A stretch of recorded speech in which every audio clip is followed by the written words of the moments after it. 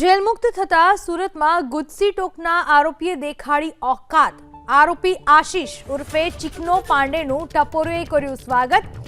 Sachin sub jail બહાર જ કાયદા વ્યવસ્થાના ઉડ્યા ધજાગરા।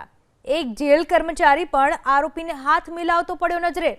ટપોરીઓએ પોતાના આકા ચિકનો પાંડેનું કર્યું ફિલ્મી સ્વાગત। 26 થી વધુ ગુનાઓના આરોપીઓનો કારના કાફલા સાથે સ્વાગત થયું। આરોપી પર હત્યા, અપહરણ, લૂંટ સહિતના ગુના નોંધાયેલા છે।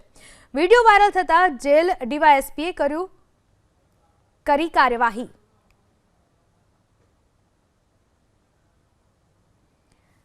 आ विषे વધુ માહિતી આપવા આપણી સાથે જોડાઈ ચૂક્યા છે મારા સંવાદદાતા ધનરાજ બાગલે। ધનરાજ, આખી ઘટના શું છે?